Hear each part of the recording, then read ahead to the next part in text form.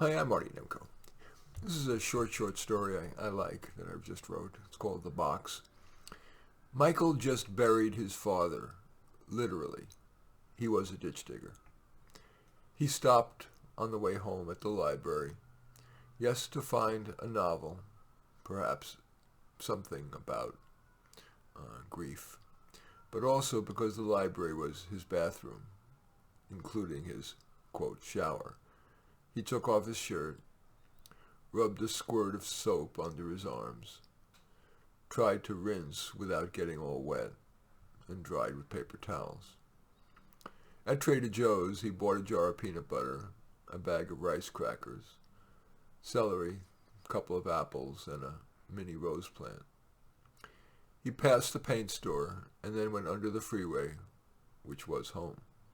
More precisely, his home was a nook behind the storage shed, which afforded a ribbon of sun, and that's where he planted his rose. He settled into his sleeping bag and pictured his father trudging from his apartment in New York weather to the train to his job sewing shirts. And after 10 hours, he would trudge back and did it until age 82. And today Michael buried him, and he too trudged home. One day, as he returned from work, he saw a sign near home, Freeway Demolition, 31222 to 31522. Like San Francisco's Central Freeway, which had been torn down to push people to use mass transit and to eliminate freeways in low-income areas, the government was demolishing the freeway that sheltered his nook. On March 12th, nothing happened, nor on March 13th, nor 14th.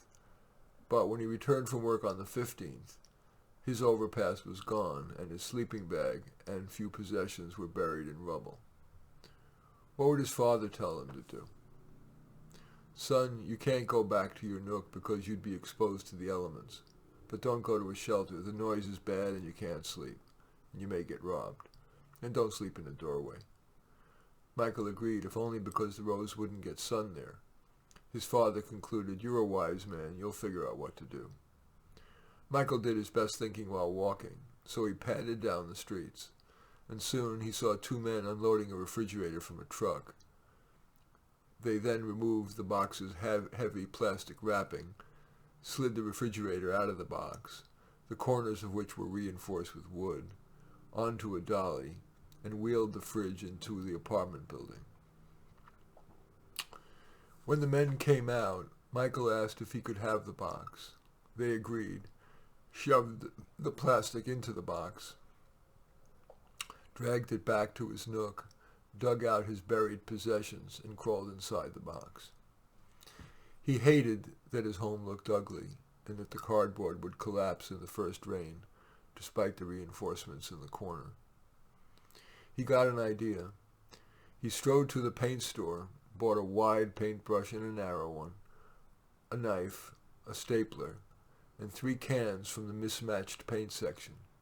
Butter yellow for the body, French blue for shutters, quote shutters, and apricot for the quote trim. He painted the box, stapled the plastic around it, and cut an opening for a window for sunlight and a view of his rose. He imagined his father saying, I told you you were wise. Anyway, that's The Box, a little story that I've written. I hope you enjoy it. As always, I welcome your thumbs up and accept your thumbs down. I always look forward to your comments, and especially like it if you hit the share button below. Share on your social media so that my efforts can have broader impact. And I am flattered if you choose to subscribe to my channel, which predominantly consists of my self-help advice around career, relationships, money, etc. But increasingly, I have interspersed my piano playing, my reading, my short writings, as well as other people's, and created some of these that are long enough to be podcasts. In any event, I do thank you for watching. I'm Marty Nemko.